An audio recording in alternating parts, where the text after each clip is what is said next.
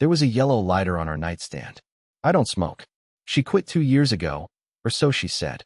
We don't have guests. And I sure as hell didn't buy it. It just sat there. Bright yellow. Cheap. Gas station quality. Mocking me. I stared at it for hours like it was going to confess. Like maybe if I blinked enough times, it would vanish, and I'd stop feeling like my chest was collapsing inward. But it didn't vanish. I didn't touch it. Not at first. I wanted to see if she'd mention it. Act surprised. Say something dumb like, "Oh, weird. Must be yours." She didn't. She came home late. Again, smelling like outside air and something expensive I don't recognize anymore. Her makeup was too perfect for a girl's night. Her smile too forced. And when she saw the lighter, she didn't even flinch. She just reached over it to grab her phone charger and said, "You ate the last of the lasagna?" That was her concern. The lasagna. So I asked, casually, like I was talking about the weather, "Where'd the lighter come from?" She paused for half a second, not long, but long enough, and then said, "Oh, I found it in my coat pocket. No idea. Probably from forever ago." Forever ago? She bought that coat last month. I didn't say anything. I just nodded and took a sip of water. My stomach had been in knots for weeks, and suddenly the glass felt like concrete in my throat. She went to shower, left her phone on the bed. I stared at it for a full 10 minutes before I picked it up. And yeah, I know what that makes me, but I'm not even sorry. The password had changed. Again, you ever sit completely still, in your own house, and feel like a criminal? Like you're the one doing something wrong because you're trying to figure out why your wife won't look you in the eye anymore? Yeah, that was me, sitting on our bed. Cold, stiff sheets. Her phone in my hand, locked tight. And the sound of the shower running like white noise to drown out the voice in my head screaming, "She's lying." But I didn't have proof. Just a $0.99 plastic lighter and a silence so loud it made my ears ring. I wish I could say that was the moment it all snapped. That I confronted her, demanded answers, stood up for myself. But no, I just set the phone down. I curled up on the far edge of the bed. And when she came out, hair wrapped in a towel, smelling like rosemary shampoo and secrets, she looked at me and said, "You're acting weird again. No good night. No kiss." Just turned off the lamp and rolled over. That's when I whispered it. Not loud, just enough for me to hear. "Fine, go, but don't come back." She didn't reply. I thought she was asleep. But the next morning, she was gone. Like, gone. Half her stuff missing. And that damn yellow lighter was still sitting on the nightstand, right where she left it. The morning after she left, I woke up thinking I had dreamt it all. That maybe she'd just gone for a walk. Maybe she'd be back with coffee and a stupid muffin she'd picked apart with her nails. But the silence was different that day. Heavier. Emptier. The kind that lets you hear the refrigerator hum like it's mocking you. I sat on the edge of the bed for almost 20 minutes before I even noticed what was missing. Her side of the closet was half empty, not cleaned out, but picked over, like someone grabbing just enough to make it feel casual. Like she wasn't running, just needing space. That's the trick, isn't it? Don't take the whole drawer, just your essentials, and no one panics. Leave a sock or two behind. A hoodie. A bottle of shampoo. Give the illusion of return. But I knew. That lighter. That lock screen. That pause in her voice. It wasn't a fight. It was an exit strategy. I still had no idea where she went. She didn't have friends she was that close to. No family in town. She hated hotels, said they smelled like old soap and guilt. I checked her location on Find My Disabled. I tried calling twice. Straight to voicemail. I texted, "Can we talk?" and immediately hated myself for sounding pathetic. That's when I remembered the bank app. See, Trina's never been great with budgeting. I handle the bills, the rent, the joint account. But she has her own checking too, from before we got married. I only knew about it because she once sent me a $12 Venmo labeled, "Sorry I spilled wine on your keyboard," grimacing face. I logged into the bank we used to share. She never changed her email on the account, and I was still linked as a backup contact. Within 5 minutes, I had a digital trail. One that made my stomach sink so hard I had to sit down. A gas station, 42 miles away. 2:11 a.m. Not the gas itself, no. The purchase was 2 bottled waters and a pack of gum. No fuel, no car wash, just enough to trigger a receipt. And the receipt, bless its poorly coded soul, had the store number and a phone number. I called pretending to be her. Said I left my card. The guy at the counter was half asleep, but said, "Oh yeah, I remember. Blonde chicken heels. She was with some guy in a black hoodie. I thought he was her brother or something. They were arguing in the parking lot. I thanked him, hung up, and immediately felt like throwing up. Some guy? Arguing. 2 a.m. No gas. In a black hoodie? I sat on that floor for what felt like hours, just breathing too fast. Chest tight. Hands clammy. My brain cycling through every possibility except the one I didn't want to believe. She was with someone. I didn't even know who. No name. No face. Just a silhouette and a timestamp and a gas station 42 miles away. It could have been innocent. A friend. An emergency. A misunderstanding. But then again, innocent people don't disable location sharing and pack overnight bags in silence. I checked her socials. Nothing. No stories. No posts. The last thing she uploaded was a blurry photo of our cat in a paper bag from 6 days ago. The caption just said, "Mood." I clicked on the tag section. Maybe someone else had posted her. Maybe I'd see something, a shadow in the background, a dinner table, something stupid like a club selfie. Nothing. It was like she vanished into a crack in the sidewalk. The worst part? I still hadn't told anyone she was gone. Not her friends. Not mine. I hadn't even fed the cat yet. I just sat there scrolling and overthinking and staring at that damn yellow lighter like it was going to solve the mystery itself. It didn't. By the third day, I stopped trying to pretend this was temporary. The house was quieter in a way that didn't feel like peace. More like decay. Like something had been removed, but its shadow still lingered. The kind of quiet that makes you hear creaks in the walls and swear the refrigerator is breathing. I hadn't gone to work. Called in sick, even though I'm never that guy. But I couldn't bring myself to answer Slack messages about VPN errors while my marriage was dissolving in real time. I told them I had food poisoning. That wasn't a total lie, just not from food. More like a slow, invisible rot in my gut, spreading every time I imagined her with whoever wore that black hoodie. Because I couldn't let go of that one detail. That hoodie. The gas station guy's voice kept replaying in my head, arguing in the parking lot. And then I realized something I hadn't considered before. If she was with a guy, and they were arguing, was it new? Or was it old? That distinction haunted me. So I did what any desperate man with too much time and not enough spine does. I started going through the laundry. Not even because I thought I'd find something. It was like my hands were moving on their own. Trina always did the laundry. I just shoved socks in drawers and pretended to help. But now I was pulling out piles like some forensic investigator, trying to make sense of a war zone no one told me I was living in. And that's when I found it. Stuffed behind the dryer, balled up like someone was trying to hide it, was a hoodie I didn't recognize. Black, faded, worn, like it had been through years of abuse. But not mine, not hers, and definitely not ours. I pulled it out like it was radioactive. My heart was thudding in my ears. It smelled faintly of cologne, not something cheap, either. Something subtle, expensive. And on the inside tag, scribbled in faded Sharpie, was a name. Milo. I froze. Milo was not a friend, not a cousin, not a coworker. Milo was her ex.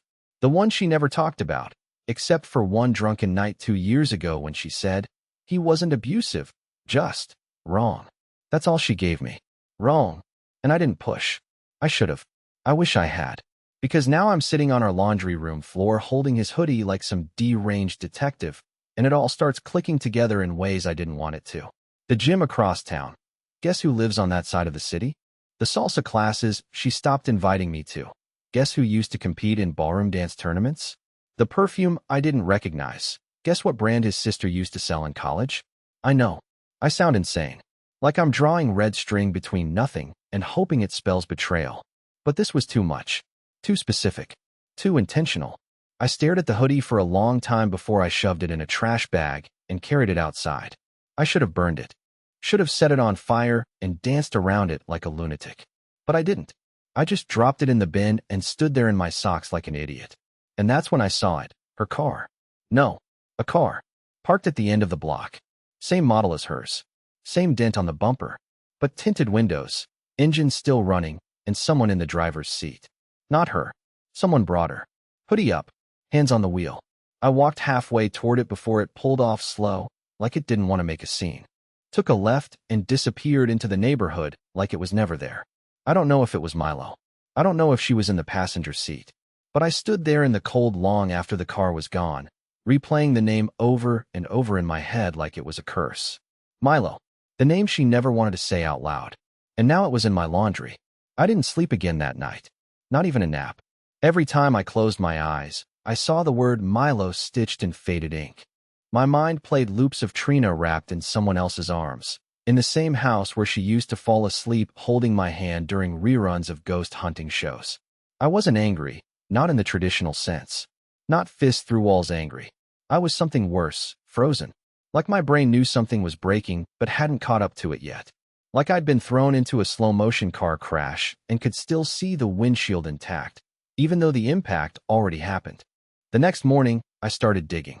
I know that sounds wrong, and maybe it is, but at that point, I wasn't interested in being right or respecting boundaries. Trina walked out on me after lying for months. The gloves were off. She had an old laptop in the guest room. One of those dusty, half-broken ones she stopped using after she got her new MacBook last Christmas. I was surprised it even turned on. I didn't expect much. But to my shock, it still had her auto login saved in the browser. Mostly junk, shopping sites, newsletters, Pinterest. But there was one thing that jumped out like a flare in the dark. A second email account. Not her regular one. This was some obscure username. Not a real name. Just a string of words and numbers. Blue Lotus. 7th Path at. I'd never seen it before. Not on any paperwork. Not in any saved contacts. But she was signed into it. Not recently. Last login was weeks ago. But the inbox was still there. Still full. My heart was pounding so hard I had to take a moment before opening it. There were no family updates. No subscriptions. No sales spam. Just one thread.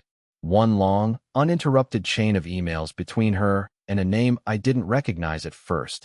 A. Mercer. Dozens of messages. Some short. Some long. Some with attachments. No sign of Milo. Not directly, but the tone was intimate. Familiar. They talked about the plan, about timelines, about waiting until it's safe. She never said my name. She never mentioned husband or marriage. But there were phrases that stabbed like knives made of ice. It's almost done. Just need a little more time. He's still clueless, but I can feel the pressure building. I hate lying. But this is the only way to be free. There it was. No gaslighting. No ambiguity. Just the cold truth in Arial font, sitting in black and white. She was planning something. With someone. Behind my back. I kept scrolling, unable to stop, each message layering on more confusion and dread. Then I found one with an attachment, a photo. I clicked it. It was her. Sitting on a bench. Outdoors, maybe a park. Sunglasses on. Hair down. She was smiling, but not at the camera, at the person taking it. There was a reflection in her glasses. A figure. Broad shoulders. Holding a phone. Hoodie pulled up. I zoomed in. It was grainy, distorted. But I swear, even from that warped silhouette, I knew it wasn't me. And I knew, without question, that it was someone she didn't want me to know about. I searched the name, A. Mercer, in every database I could think of. Facebook, LinkedIn, white pages. Nothing definite. Too many possibilities. But my gut told me this wasn't just a fling. This was planned disappearance. She didn't run away from a bad marriage. She transitioned. That's the word she used in one of the emails. This transition is harder than I thought. Who calls cheating a transition? But then again, maybe this wasn't about cheating in the traditional sense. Maybe this was more like a reinvention. An escape from a life she'd convinced me she still wanted. And now I was left sitting in our dim guest room, surrounded by her old sketchbooks, dusty candles, and that stupid dream catcher she bought on a road trip we were supposed to take together, staring at a browser tab filled with digital proof that my wife had left me emotionally long before she walked out the door. I couldn't even cry. I just sat there, dry-eyed and hollow, wondering if this was all leading toward something worse. Something final. Something I wasn't ready to accept yet. Because here's the truth I hadn't said out loud yet, not even in my own mind. I didn't think she was coming back, because I didn't think she ever planned to. It was a padded yellow envelope. The kind you'd expect to hold a phone case or a book. No return address. Just my full name scrawled in handwriting I recognized immediately, Trina's. My heart stuttered when I pulled it out of the mailbox. It had a postmark from 3 days before she left, which meant this wasn't a reaction. It was something she planned, scheduled, and dropped into the world knowing it would reach me after she was gone. For 5 full minutes I just stood in the kitchen, envelope in hand, too afraid to open it. My legs didn't want to move. My body felt heavy, like my blood had thickened. The house was dead silent. Even the cat had disappeared somewhere. Just me and this yellow envelope. Eventually, I got out a knife, slit the top open, and slid the contents onto the table. It was a handwritten letter. 5 pages. Front and back. Neat and methodical, not a messy, emotional ramble. It read more like a confession. Or maybe a deposition. She started by saying she didn't want to hurt me. Classic. And then launched into a careful explanation about how she had felt invisible for over a year and tried to communicate, but was never heard. She talked about needing freedom, identity, purpose. All the typical vague emotional fog that people throw over clear-cut betrayals to make them seem like philosophical journeys. But that wasn't what broke me. What broke me was paragraph 3, where she wrote, "I never planned to reconnect with Milo. That happened because of Callum. I didn't even know they knew each other until we ran into him at that wine bar, remember? The one where you ordered that horrible mushroom flatbread? Callum, my brother, my only sibling, 2 years younger, used to borrow my video games and sneak into my room when we were kids just to hang out. We hadn't been super close in the last few years, but we still talked. Still had dinner once a month. He came to our anniversary party last year, brought a date, laughed at my stupid toast. And now his name was sitting in the middle of this letter like a dagger." She continued, "I don't blame him for anything. He didn't even know the history at first. But once we started talking again, it was like something woke up in me. Milo was complicated, yes, but he was never boring. He never made me feel like I was shrinking, like I was decaying in a life that felt too small." That word again, shrinking, like I was a box she couldn't stretch her legs in, like I was the walls closing in. The letter kept going. More rationalizations, more poetic language about becoming whole and emotional oxygen. I wanted to rip it up, but I couldn't. I needed to know everything. I had to see where it led. And then, near the end, she wrote this. "If you're reading this, I'm gone. Not forever, maybe, but long enough to figure out who I am outside of what we built. Don't try to follow. It won't make sense to you. It's not meant to. Just know that if it hadn't been for Callum, I'd still be pretending." That was it. My wife left me and name-dropped my own brother as the bridge to her emotional exit. Whether or not he was involved romantically didn't even matter in that moment. He opened the door, maybe without knowing, maybe fully aware. Either way, it felt like betrayal inside betrayal. A hall of mirrors where everyone I trusted had warped into strangers. I called him 3 times. No answer. I sent a single text. "We need to talk. Now." No jokes. No response. I was pacing the kitchen by then, still holding the letter, rereading lines over and over again, trying to convince myself I had misinterpreted it. But I hadn't. It was all there, buried between the metaphors and veiled apologies. She was gone, and my brother was the one who, knowingly or not, handed her the map. I spent the next few hours in a fog, staring at old photos, trying to connect dots that didn't exist a week ago. Did he ever look at her differently when we were all together? Did she linger when saying goodbye? Was I so wrapped up in my own routine, my own comfort, that I missed the fault lines cracking open beneath me? I didn't eat, didn't shower. I just sat on the floor of our living room, my living room now, I guess, surrounded by snapshots of a life that was apparently too small, too quiet, too much of me. It was 2:37 a.m. when my phone finally lit up. The screen showed Callum, and for a second I couldn't breathe. I stared at it like it was a bomb someone had mailed me, ticking in slow motion. I almost didn't answer. I thought about letting it ring, going to voicemail, letting him be the one who sat in silence for once. But I couldn't. I needed to hear his voice. I needed to hear how much of my life he'd helped unravel. I answered with nothing but, "You've got 10 seconds. He didn't speak right away. All I heard was the faint hum of traffic in the background. He was outside somewhere, probably pacing like he always did when he was nervous.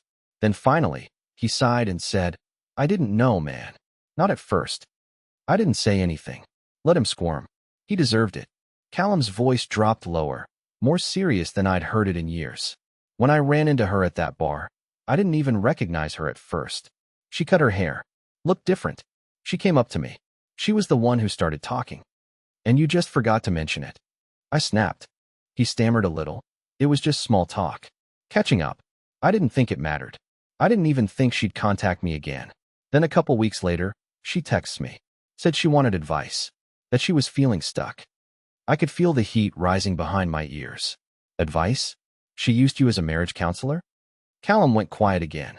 It got weird, man. She started opening up to me. Stuff about how she felt like she disappeared in your routine. How she didn't know who she was anymore. At first I told her to talk to you. I swear. But then she said something that messed me up. I closed my eyes. What? She said you reminded her of your dad. That hit harder than I expected. Because if there's one person I'd never want to be compared to, it's our father, the man who sat through 25 years of marriage like it was a prison sentence, always checking out mentally, never really showing up emotionally. He wasn't violent. He wasn't cruel. He was just absent. Like his body stayed, but his mind left decades before his family ever did. I didn't know Trina knew about that. I didn't think I ever told her. Callum continued, softer now. She told me she was scared. Not of you, just of getting stuck in the same cycle. Of slowly dying inside and not realizing it until she was too old to change. And then she brought up Milo. There it was. The final crack in the dam. She asked me if I still talk to him. And yeah, I do. He's clean now. 2 years sober. Lives out by Silver Pine. Works security. I figured she just wanted closure or something. I gave her his number because I thought you guys were solid. I didn't know she was trying to restart something. My throat went dry. I wanted to scream at him, punch a wall, smash something heavy and ceramic. But I didn't. I just sat down on the edge of the bathtub and gripped the sides until my knuckles ached. So you gave her the key, I said. Maybe you didn't open the door, but you handed her the goddamn key. Callum didn't argue. He didn't apologize either, not really. All he said was, I made a mistake, but she's the one who walked through it. And that's when he told me something I wasn't prepared for. There's something else you need to know. She didn't leave just because of Milo. I said nothing. She was already planning to leave you before he showed up. She's been saving money for over a year, transferring it through a secondary account under a different name. Mercer? That's not a person. It's the alias she used. Her mother's maiden name. I nearly dropped the phone. She told me this wasn't about running to someone. It was about running from something. From you. That broke me. Not because I still believed we were happy. By now, I didn't. But because she was 2 steps ahead the entire time. While I was buying groceries and planning weekend getaways, she was architecting an exit plan like she was escaping a cult. Callum offered to send me screenshots. I told him not to bother. I didn't want digital proof anymore. I already had enough in her handwriting to last me a lifetime. When the call ended, I didn't move for a long time. The walls felt closer. The air felt thinner. I kept hearing her laugh in my head. Not the real one, but the fake one she gave me those last few weeks. Soft. Distant. Performed. She didn't just leave me. She outmaneuvered me. And my own brother had been the accidental accomplice. There's a moment when obsession takes the wheel, and you let it. You stop questioning whether you should keep going, and just accept that you're going to do what you have to do. Even if it's stupid. Even if it's pathetic. Even if it means driving 2 hours to a small town you've only heard mentioned once, in a phone call your wife didn't know you overheard. Silver Pine. That's where Milo supposedly lived now. 2 years sober, Callum said, like that was some kind of character reference. I didn't care if he was clean. I didn't care if he was reborn. I just wanted to see the face of the man who replaced me in her life, or worse, helped her erase it entirely. So I drove. I told myself I'd just park near the address Callum had in his contact list and watch. Just long enough to confirm. Just long enough to feel something real instead of swimming through paranoia and memory. The house was small, 1-story, with a dented mailbox and a dog bowl by the porch. No car in the driveway. Lights off. I waited. For hours. I didn't even listen to music. Just the idle hum of my thoughts and the occasional clench of my jaw every time a shadow moved in the window. Then someone knocked on my passenger side window. I jumped so hard I nearly dropped my phone. It wasn't Milo. It was a woman. Maybe late 30s. Blonde, but not Trina. She wore a loose sweater and held a cigarette like she'd quit a dozen times, but always came back to it. She didn't look scared. She looked annoyed. You looking for him? She asked flatly. I didn't answer. She leaned down slightly. Milo, you're not the first guy parked out here looking like you want to murder someone. You're not a cop. So I'm gonna guess husband? That word hit like a slap. I muttered.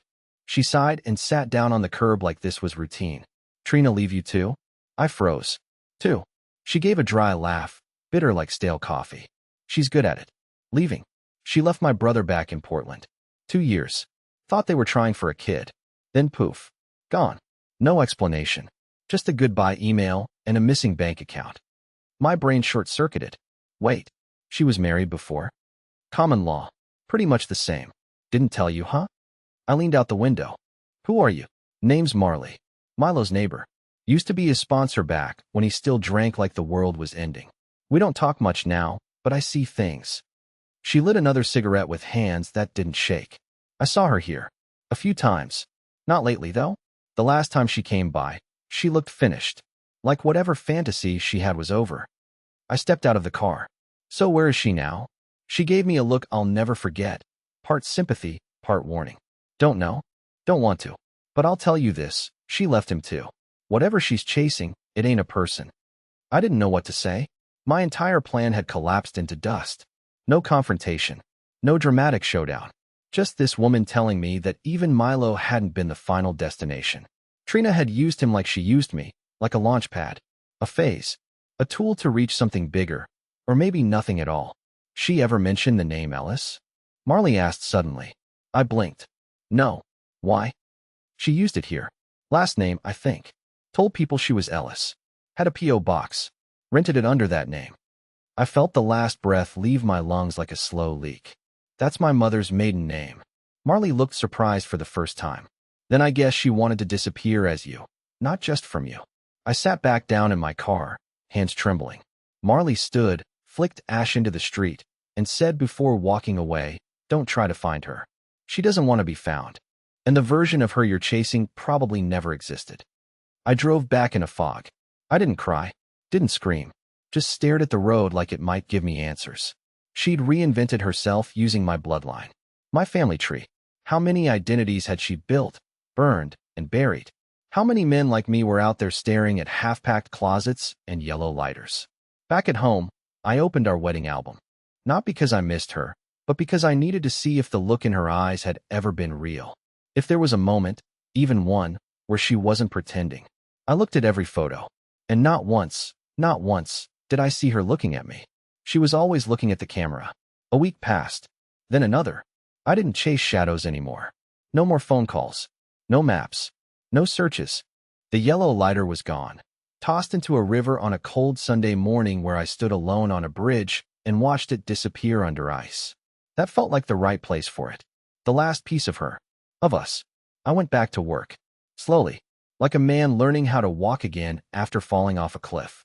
I'd sit through meetings, nod at jokes I didn't understand, and make coffee like muscle memory. Everyone could tell something was different, but no one asked. I think they were afraid I'd actually answer.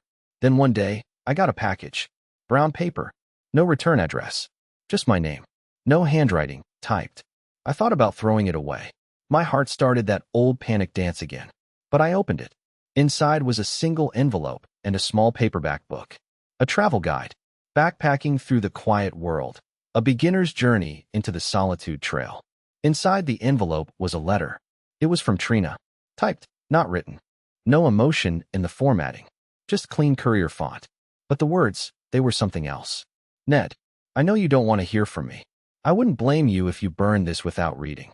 But I'm writing because for the first time in my life, I actually understand what peace feels like, and I owe part of that to you. I left the way I did because I couldn't face you as the woman I'd become. You didn't deserve that. You were kind, gentle, safe, but I was never meant for safety. I chased chaos my whole life because I was terrified of stillness. Being with you forced me to see parts of myself I didn't like. So I ran. I always run. You weren't the problem. I was. Milo didn't work out. Neither did the plan. There wasn't one really. Just a spiral. But somewhere between motel rooms and mistakes, I found a cabin. And then I found that trail. It's quiet here. I walk a lot. I cook. I read. I talk to no one. And I've never felt more real. I won't come back. Not to you. Not to anyone. This isn't a goodbye, because I think we said that a long time ago, we just didn't hear it. But I wanted you to know, you weren't a mistake. You were the only thing I ever got right. That was it. No promises. No begging. No explanations about the past. Just a release. And weirdly, that's exactly what I needed. I closed the letter and stared at the cover of the book. A dirt path. Green trees. A trail leading to a horizon I couldn't see. So I did something strange. I packed a bag. Not to chase her. I didn't even know where the trail was. But I needed to go somewhere that wasn't haunted by old furniture and colder bedsheets. Somewhere without her shampoo in the drain or her laugh echoing in the drywall. I drove until my GPS lost signal. Parked in a small town. Walked into a bookstore. The clerk smiled when he saw the book in my hand. "You hiking the solitude?" he asked. I paused. Then I smiled too. "Yeah," I said. "Maybe just the first few miles." I walked the trail that day. The leaves crunched under my feet like an old record playing something familiar but not painful. I breathed like I hadn't in months. There was no grand epiphany. No cosmic sign. Just sunlight through trees and the sound of wind moving gently through pine. And for the first time in a long time, I didn't feel like a man who'd been left.